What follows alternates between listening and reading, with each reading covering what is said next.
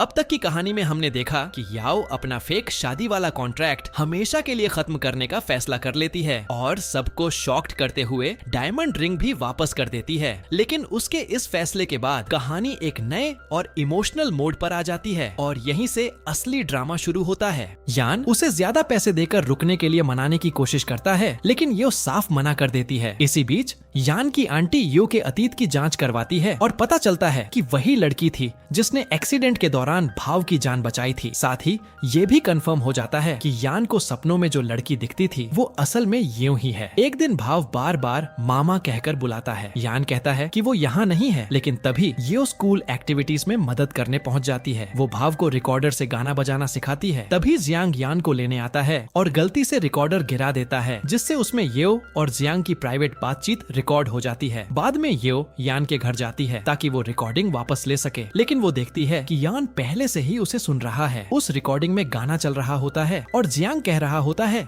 कि अगर यो को यान पसंद है तो उसमें कोई दिक्कत नहीं है। उसी दौरान यो फिसल जाती है और यान पर गिर जाती है, जिससे दोनों के बीच एक इमोशनल सा मोमेंट बन जाता है। घर लौटकर ये अपने कमरे में खुद को बंद कर लेती है, शर्मिंदगी महसूस करते हुए। वो खुद को डांटती है कि इतनी केयरलेस कैसे हो गई और समझ नहीं पाती कि अब क्या करे। अचानक उनके स्मार्ट ब्रेसलेट्स हार्ट साइन के साथ चमकने लगते हैं, जो दिखाते हैं कि दोनों की हार्ट बीट बढ़ गई है। यो अपना फोन उठाती है और जाने लगती है। उम्मीद करती है कि यान उसे रोकेगा, लेकिन वो कुछ नहीं कहता, इसलिए वो चली जाती है। बाद में यो भाव को कॉल करके बताती है कि वो माउंटेन विला जा रही है। यान भाव को लेकर वहां पहुंच जाता है और जियांग के साथ उसका समय बीच में रोक देता है। वो यो को अलग ले जाकर कहता है, तुम अभी भी मेरी पत्नी हो, कॉन्ट्रैक्ट खत्म नहीं हुआ है और तुम्हें किसी और के साथ रहने की जरूरत नहीं है। इसके बाद तीनों विला में साथ समय बिताते हैं और एंजॉय करते हैं। रात को भाव यो से कहता है कि वो उसे सुलाए। जैसे ही यो गाना गाती है, यान की आंटी का कॉल आता है और वो उसकी आवाज सुन लेती है। तभी उसे समझ आता है कि यूं ही वो लड़की है जिसने भाव की जान बचाई थी और वो हैरान होकर कॉल काट देती है। अगले दिन वो लोग स्कूल फंक्शन में जाते हैं जहां भाव गाना गाता है। वहीं लिन भी आती है और उसे फिशिंग पर ले जाती है, लेकिन खुद ही पानी में फिसल जाती है। यान उसे बचा लेता है और कहता है कि वो वहां से चली जाए क्योंकि वो उसे वहां नहीं देखना चाहता। जैसे ही यान वहां से निकलता है, उसका ब्रेसलेट डेंजर अलर्ट दिखाने लगता है। यान पूछता है कि ये कहाँ है, तो भाव बताता है कि वो फिशिंग के लिए गई थी। यान तुरंत वहां पहुंचता है और देखता है कि ये बेहोश पड़ी है और पास में एक सांप है। बाद में पता चलता है कि सांप जहरीला नहीं था और ये डर की वजह से बेहोश हो गई थी। हॉस्पिटल में डॉक्टर भी यही बताते हैं कि सांप जहरीला नहीं था। जब ये होश में आती है तो वो यान से कहती है कि कॉन्ट्रैक्ट खत्म कर दे। यान शांत होकर कहता है कि अभी दिन के 6 घंटे बाकी हैं और वो अगले दिन सुबह ही इसे खत्म कर देगा। ये कहकर वो वहां से चला जाता है, लेकिन अंदर ही अंदर ये उदास महसूस करती है क्योंकि वो उसे छोड़ना नहीं चाहती। अगले दिन जियांग ये को यान के घर से लेने आता है। भाव भी साथ जाना चाहता है, इसीलिए ये उसे भी साथ ले जाती है। बाद में जब वो भाव से कहती है कि उसे यान के पास वापस जाना चाहिए तो वो उदास हो जाता है। यो उसे खुश करने की कोशिश करती है। उधर यान को मिस करते हुए यो हैरान रह जाती है जब अचानक यान वहां आ जाता है। वो कहता है कि पुराना कॉन्ट्रैक्ट खत्म हो चुका है और इस बार जो वो दे रहा है वो एक नया कॉन्ट्रैक्ट नहीं बल्कि एक लव प्रपोजल है। यो जवाब देने ही वाली होती है कि यान अचानक उसे किस कर देता है और इस बार यो भी उसे उतनी ही भावना के साथ जवाब देती है। तभी भाव भी बीच में आकर एक छोटी सी किस कर देता है और तीनों के बीच एक प्यारा सा फैमिली मोमेंट बन जाता है। बाद में जियांग यो को बाहर बुलाता है। यान भाव से पूछता है कि वो वहाँ क्यों है, तो भाव बताता है कि जियांग ने एक सरप्राइज प्लान किया था। जियांग यो के शर्माने पर उसे छेड़ता है और हल्का सा उसे टच करता है, लेकिन तभी यान और भाव वहाँ पहुँच जाते हैं। यान जियांग को साफ चेतावनी देता है कि वो यो का पीछा करना बंद करे क्योंकि अब वो दोनों ऑफिशियली डेट कर रहे हैं। फिर वो यो को बताता है कि जियांग उनके कॉन्सर्ट प्लान्स कैंसिल करने वाला था, लेकिन अब वो वादा करता है कि तीनों साथ में एंजॉय करेंगे। घर लौटने के बाद यान यो के फ्रिज में स्नैक्स भर देता है। दोनों साथ में टीवी देखने बैठते हैं, लेकिन जैसे ही स्क्रीन पर किसिंग सीन आता है और यान उसके करीब आता है, यो तुरंत चैनल बदल देती है। आखिर में वो उसी के साथ सो जाती है। अगले दिन यो यान को ऑफिस बुलाती है ताकि वो नया कॉन्ट्रैक्ट साइन कर सके। जब वो वहाँ पहुँचती है तो पूरा स्टाफ मौजूद होता है। यो कहती है कि वो तभी साइन करेगी जब यान अपने दिल की बात साफ साफ बताएगा। यान अंदाजा लगाने की कोशिश करता है कि वो क्या सुनना चाहती है, लेकिन हर बार गलत बोल देता है। सेक्रेटरी बाहर से उसे इशारे देती है, लेकिन वो समझ नहीं पाता। आखिर में यो फ्रस्ट्रेट होकर वहाँ से चली जाती है। यान उसे बाद में एक फिशिंग स्पॉट पर ले जाता है, लेकिन वहाँ बहुत मच्छर होते हैं। यो सोचती है कि शायद कोई रोमांटिक मोमेंट होगा, लेकिन जैसे ही वो फिशिंग ट्राई करती है वो फिसल जाती है और सीधे यान के ऊपर गिर जाती है। यान इस मौके का फायदा उठाकर उसे किस कर लेता है। बाद में भाव यान से कहता है कि उसे सही तरीके से प्रपोज करना चाहिए। यान मान जाता है, लेकिन जब वो हॉलीवुड स्टाइल ड्रामेटिक प्रपोजल की कोशिश करता है तो यो कंफ्यूज होकर अपने कमरे में भाग जाती है। है। इसके बाद यान की आंटी यो को एक रेस्टोरेंट में बुलाती है और कहती है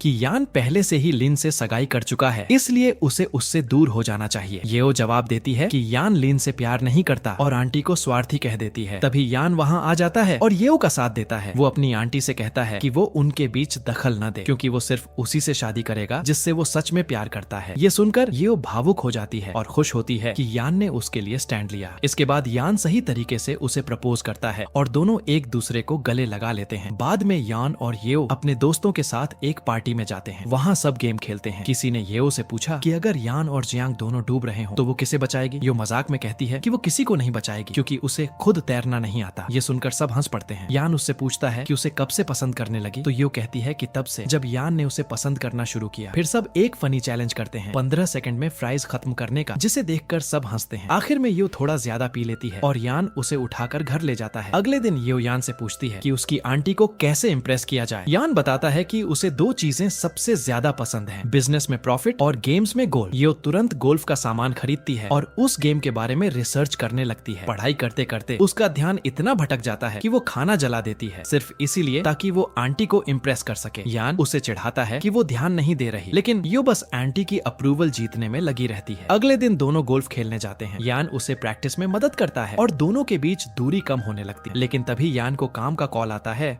और उसे वहाँ से जाना पड़ता है। उधर एक्सीडेंट में शामिल ड्राइवर आंटी से पैसे मांगने आता है। येओ उसे देखती है और सोचती है कि वो आदमी आंटी को ब्लैकमेल कर रहा है, इसलिए वो बीच में आने की कोशिश करती है, लेकिन आंटी उसे रोक देती है। जैसे ही ड्राइवर येओ को देखता है वो भाग जाता है। येओ समझ जाती है कि यही वही आदमी है जिसे यान ढूंढ रहा था और वो उसका पीछा करना चाहती है, लेकिन आंटी फिर से उसे रोक देती है। आंटी येओ को सच्चाई बताती है कि ड्राइवर ने एक्सीडेंट नहीं कराया था, बल्कि वो हादसा यान के स्ट्रेस की वजह से हुआ था, जिससे उसकी याददाश्त पर असर पड़ा और वो बहुत कुछ भूल गया। आंटी ये भी बताती है कि जिस बच्चे को येओ ने उस दिन बचाया था वो कोई और नहीं बल्कि भाव था। आंटी उसे चेतावनी देती है कि अगर यान को ये सच्चाई पता चल गई तो वो टूट जाएगा। वो येओ से हाथ जोड़कर कहती है कि वो यान की जिंदगी से दूर हो जाए। ये सुनकर येओ अंदर से टूट जाती है और यान के कॉल्स इग्नोर करने लगती है। घर पहुंचकर वो देखती है कि भाव इंतजार करते करते सो गया है। फिर वो यान को भी सोफे पर सोते हुए देखती है, जो अपने भाई के बारे में सपना देख रहा होता है। जब यान उठता है तो वो अपने भाई के बारे में बताता है, कैसे उसकी माँ के मरने के बाद उसके भाई ने उसका ख्याल रखा और जब भाई विदेश चला गया तो यान ने बिजनेस संभाल लिया, लेकिन भाई के वापस आने के बाद ही वो एक्सीडेंट हुआ था। यान फिर येओ को एक स्केच दिखाता है उस लड़की का जिसे उसने सपनों में देखा था और वो लड़की येओ ही होती है। ये उससे पूछती है कि क्या वो पक्का है, तो यान कहता है हाँ, और अब उसे ढूंढने की जरूरत नहीं क्योंकि वो पहले से उसके साथ है। बाद में यान कहता है कि येओ उसकी आंटी के साथ गोल्फ खेलेगी। क्लब में आंटी उसे एक हार्ट शेप वाला साइन देती है और चली जाती है। येओ सोचती है कि वो उसकी उम्मीदों पर खरी उतरेगी, लेकिन अंदर ही अंदर वो यान से ब्रेकअप करने का फैसला कर चुकी होती है। जब यान वापस आता है और पूछता है कि क्या हुआ, तो ये कैजुअली बात टाल देती है। यान सोचता है कि शायद वो आंटी के सामने हार गई और कहता है कि वो अगली बार फिर कोशिश कर सकती है, लेकिन अचानक यो कहती है कि उन्हें ब्रेकअप कर लेना चाहिए। पहले तो यान समझ नहीं पाता, लेकिन फिर उसे एहसास होता है कि यो सच में सीरियस है। यो वहाँ से चली जाती है और यान सोचता है कि शायद उसकी आंटी ने उस पर दबाव डाला होगा। यान यो के घर जाता है, लेकिन यो उसे अंदर नहीं आने देती और दरवाजा बंद कर देती है। यान फिर भी अंदर आने की कोशिश करता है और जब ये उसे रोकती है तो दोनों एक दूसरे पर गिर जाते हैं। यान उससे पूछता है कि वो ऐसा क्यों कर रही है, लेकिन ये ठंडे लहजे में कहती है कि ये उसकी चिंता की बात नहीं है और दूर हट जाती है। यान उसे पीछे से पकड़कर रोकता है, लेकिन ये अपने इमोशंस कंट्रोल करते हुए उससे कहती है कि वो उसे छोड़ दे। इसके बाद ये अपने कमरे में चली जाती है और अपनी दोस्त से सलाह मांगती है, लेकिन उसकी दोस्त काम में बिजी होती है और उसे जवाब नहीं देती। ये नहीं चाहती कि यान कुछ खाए, लेकिन यान उसे प्यार से बैठा देता है और कहता है कि अगर वो 5 मिनट में नाश्ता खत्म कर लेती है तो वो ब्रेकअप मान जाएगा। यो जल्दी जल्दी खाने लगती है, लेकिन यान की प्लानिंग के मुताबिक भाव आखिरी निवाला खुद खा लेता है। असल में यान नहीं चाहता कि ये वहाँ से जाए, इसलिए वो उसे रोकने की कोशिश करता है। इस बीच भाव अकेला ही स्कूल के लिए निकल जाता है। यो कहती है कि उसे काम पर जाना है और यान उसे छोड़ने की ऑफर देता है, लेकिन वो अपनी बाइक लेकर निकल जाती है।